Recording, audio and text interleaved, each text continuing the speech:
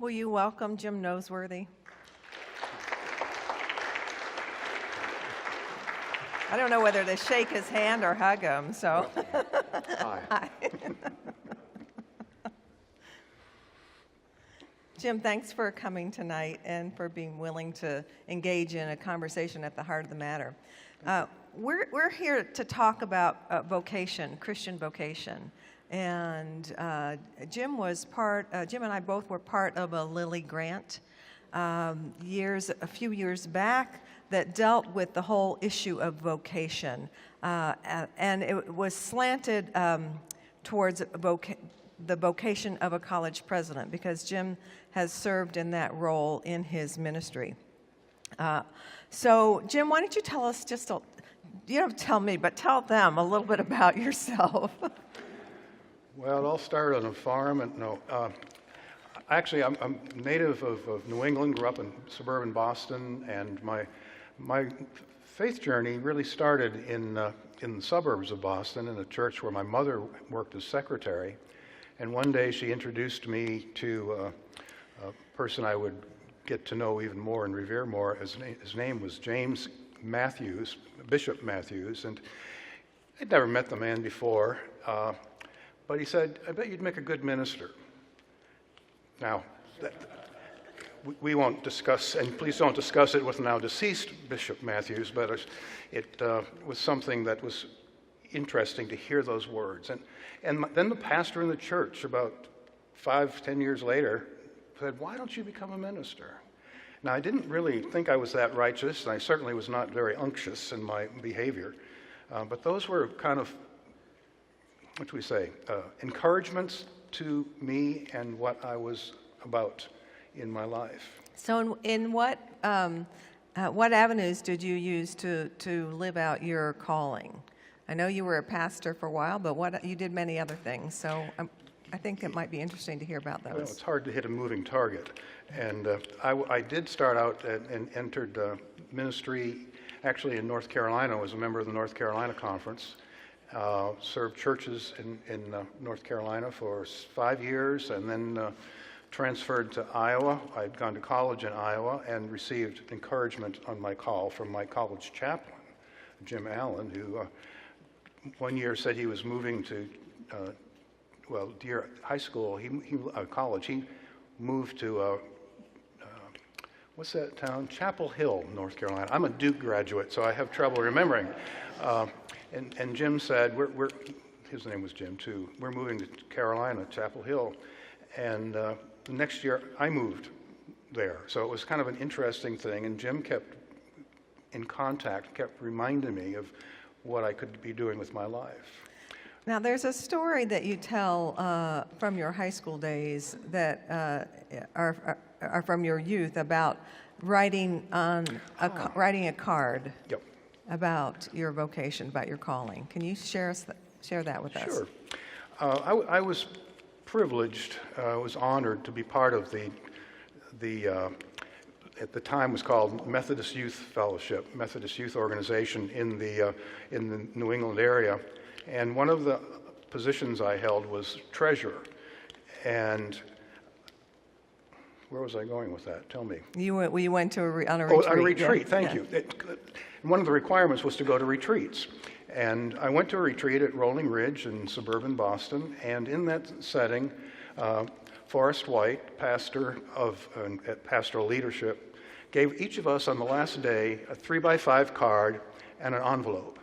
And he said, "Okay, you've been this week together, you've been learning, been talking about faith and vocation. On this 3x5 card, I want you to write down what you will be doing in 10 years. So we did that and put it on the altar. And what did you write? Well, I'm going to tell you that next, okay. if I can, if I might. At that point, I'm just thinking how much trouble I'm going to be in when I walk out of this place. It really is going to be a sanctuary for me this evening.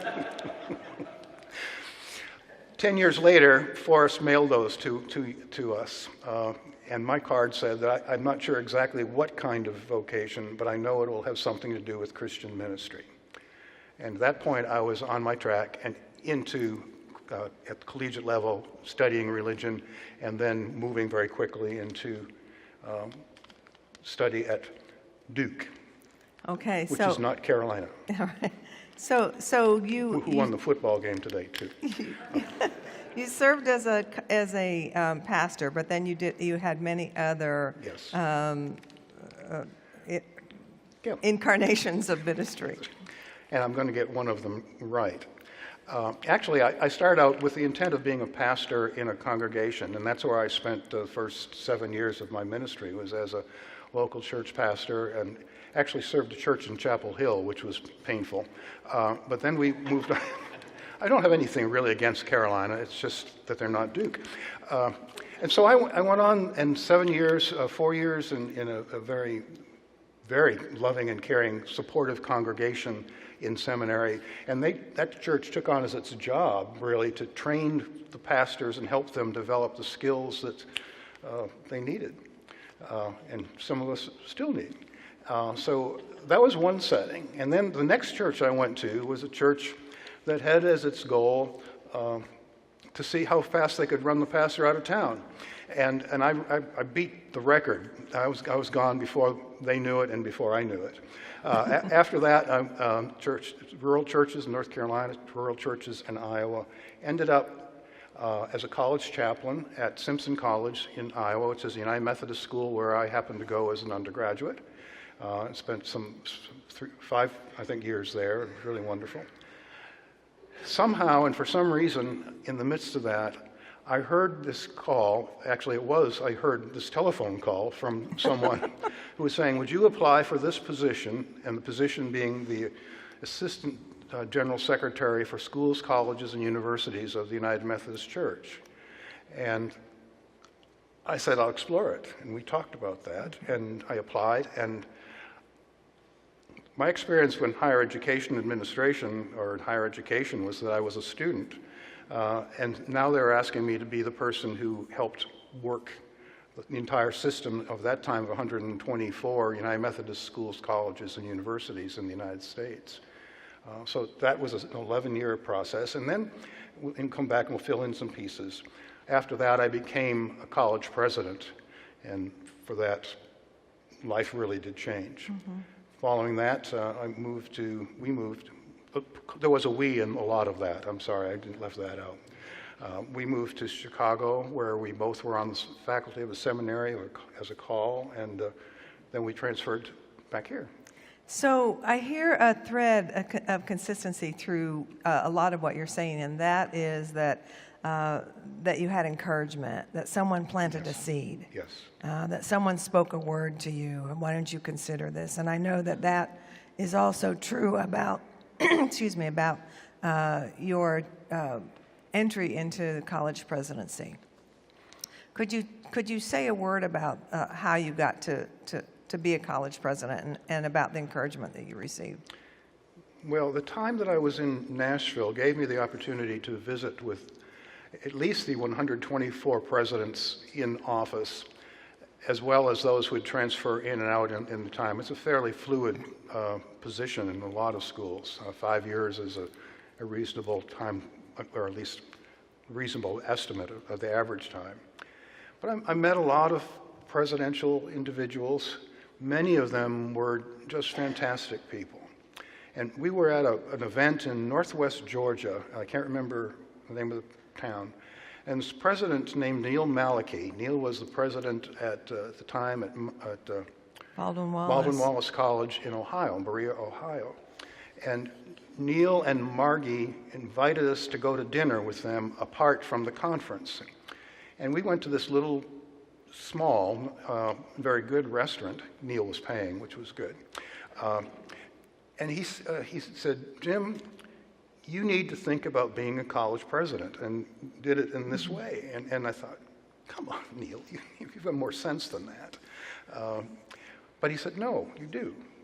And that was really the seed that began to see that I was called to do this. All along was this voice, or a voice, saying, what are you going to do? What are you going to do? How are you going to do it? And Neil really helped shape that for me, and to say, you need to be a president because you're called and you know church-related higher education. So that whole notion of call, that presumes that God or someone is speaking to us and calling us in a direction that's probably bigger than what we had intended for our own lives. A Jesuit once said that vocation does not mean a goal that I pursue, it means a calling that I hear. And I think that fits with the word vocare, which is to call out. Latin for to call out. It's a Latin word, and that's been part of what's been going on and still continues to go on in my life. When it was time to retire, that was a decision to make. But also a calling, I think. That's exactly. Yeah. And that in itself has opened up some other opportunities for me. I'm doing things that I never thought I'd like to do, but I do. In terms of I spend 16 hours in the hospital each week doing visits with people who are infirmed for whatever reason. I'm having the privilege of working at Rising Hope Church and helping with their capital campaign, which we will appreciate your support help for that. And all sorts of other things that are evolving for me to be able to do things and be someone giving of themselves to the. And what I hear you saying is that vocation is something that changes throughout all of our life, and that we hear God speaking to us in different ways, inviting us to into ventures that we may not have thought of, but that there is some kind of opening. Yep. So how do you know when God is speaking, and when it's not just a thought that you have? How do you discern? I listen, and then I think, does this make sense? And it doesn't have to make clear argument of sense that it can do in an outline in a paper or something, but just to listen to, does this make sense regarding what I'm about and what I think God is calling me to do? So there's some kind of internal process. Yes, it goes on all the time. I'm 70 years old, and I probably has gone on for at least 60 of those years. And not only is there an internal process, I think there's also an external process, because I've seen you weigh those kinds of decisions about your vocation and your next steps with how does this fit with what I know about the Christian community and the Christian faith? Is this congruent with what God teaches us through Scripture and through the church? Is this congruent with what my Christian mentors have shared with me? So I see both an inward and an outward process here for discerning what God wants you to do. And I think you know, being so close to me, how challenging it was when the decision to go to a Hiawassee college was given to me. It was really challenging. Our kids had just moved to Nashville to be with us. And now we got this call to move 3 hours away. It was thankfully, it was only 3 hours away. And so we both really wrestled with it. We were both very happy in our careers.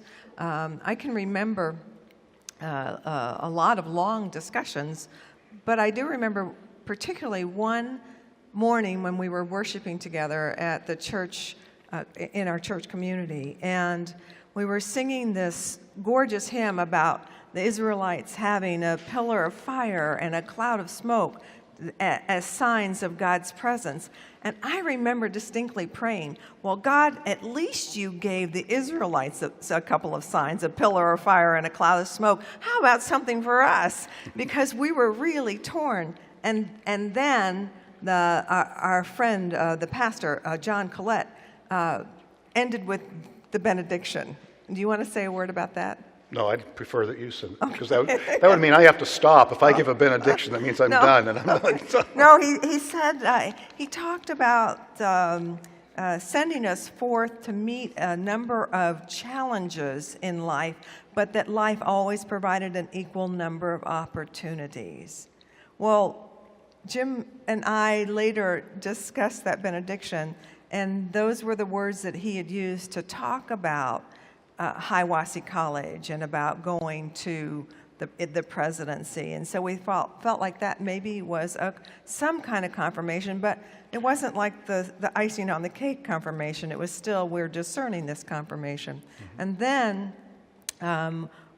we had to make a trip to the hospital later that very same day. And I think you ought to tell that story. Well, I can tell part of it anyway. Okay. We were in the emergency room area, and the ambulances pull up outside, and we were kind of talking as we were going out the door. And we just visited a family member. Yeah. And we were I almost ran into the ambulance.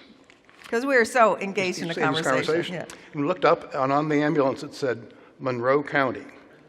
That's where Hiawassee College was, and we were 200 miles away in Monroe County. Well, now that's a sign, but that's not one everyone would get. So we looked at each other and thought, boy, that's so coincidental. How do we take that? Mm-hmm. So we kept listening, and we kept praying, and we kept talking, and there was one confirmation after the other, similar to those kinds of things, where we really did feel like it was a call not just for you, but also a call for me to move to Appalachia and to be a part of this mission school. So the question I have about vocation is, does everyone have a vocation? Yes, and can have a powerful vocation. And does a vocation have to always be your work, what you do for a living? No. And there's a lot of us who have vocation outside of what we do in employment as a clerk in a store or an executive in an office building. All of us have a calling that God is somehow reaching out to us to say, what can you do? Will you do this? It's not verbal necessarily. It's one of those thoughts that sometimes keeps recurring in your thinking, why can't I do, or should I do? I'm concerned about these folk. Those are ways that I think call and vocation is sorted out. And I also think that from our Lilly grant, that my understanding of vocation is that we have several vocations, not only over a lifetime, but even at the same time. We may have a vocation to a relationship. We may have a vocation to raising a family, as well as a vocation to an external expression beyond family in the world, in our work. Vocation in service to the church. That there are lots of vocations that we can live into. So are Christians called in a particular way? They're called in a way, I think, that's particular to each individual. So just because I was called and clarified in calling my call because of a 3x5 card put in an envelope doesn't mean that that's the only way a call comes about. It may come from something that comes from the pulpit. It may be something that comes from running into someone who puts a thought in your mind about what I can be doing that glorifies God, enriches the kingdom, brings the kingdom's justice more real in the world we live. So really you're talking about being a co-creator with God, helping God to build the kingdom here on earth. Yes. Yeah. Yes. Yeah. So, and also, I think all of us as Christians are called, that we are called by nature of our baptism, mm-hmm. that if we've been baptized, that God has a claim on our life, and that God is waiting for us to respond to that claim, to our vocation, to our calling. We are all called to grow up into Christ, who is the head. And that requires that we participate in worship and in other spiritual disciplines of prayer and service, that all of those disciplines help form us in our calling.